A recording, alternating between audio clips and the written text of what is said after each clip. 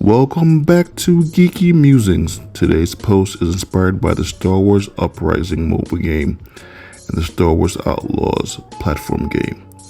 This is my idea for a Star Wars video game. It will be a stealth action game set in the Star Wars universe, specifically after the death of the Emperor and Darth Vader, but before The Force Awakens. The main character is a resident of the Coruscant Undercity who became a smuggler to survive and does their best to stay under the Empire's radar. The smuggler's race, gender, and appearance will be completely customizable. Growing up in a criminal haven filled with bounty hunters, space pirates, and gangsters, transform the player into a versatile fighter able to wield projectile and melee weapons. The weapons choices are between various projectile weapons ranging from a bowcaster to a scatter blaster to a Relic blaster pistol.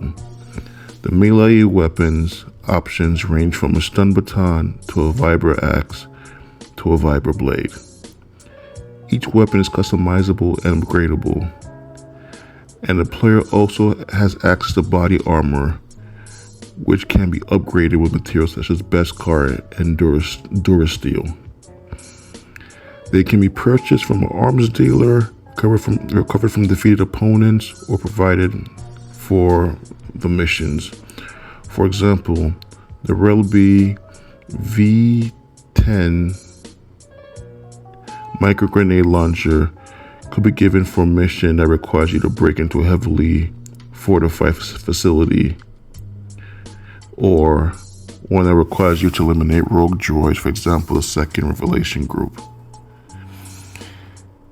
It can discharge a G20 glop grenade or EMP pulse grenade. The G20 glop grenade is a personal explosive that uses high pressure jets to spray a posted adhesive foam over a 10-meter area, trapping anyone within the detonation area. And the EMP grenade can disable damaged droids.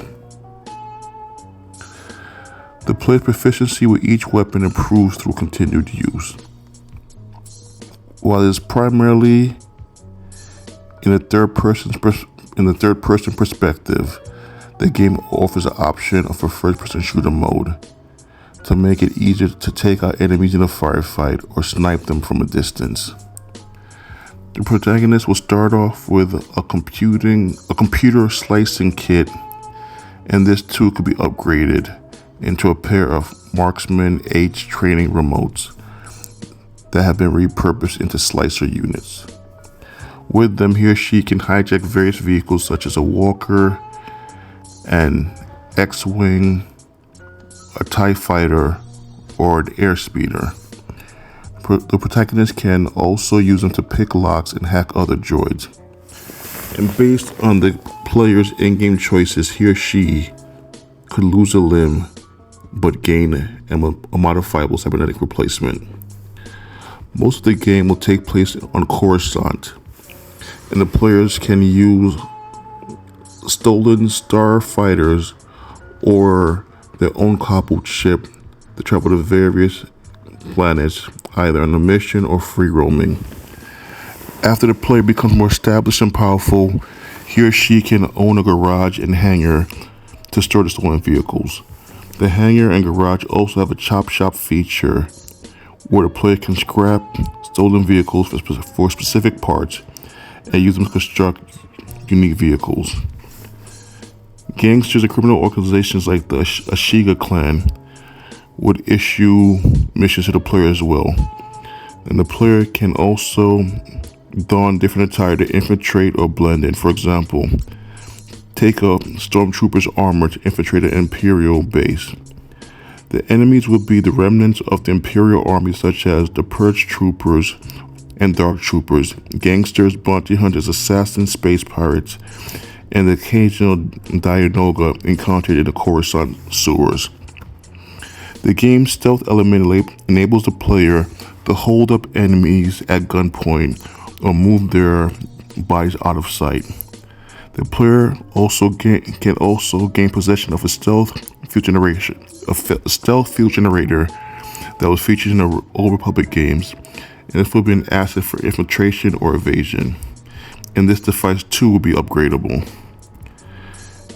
And the player would also come across notable characters such as Deathstick as an adversary and avenging ally during missions, Hondo Onaka, who would also give missions and these missions will be set in space utilizing the Patchwork Starfighter or a stolen vehicle. The space missions will give the player the option to play in the first-person cockpit mode or the third-person mode.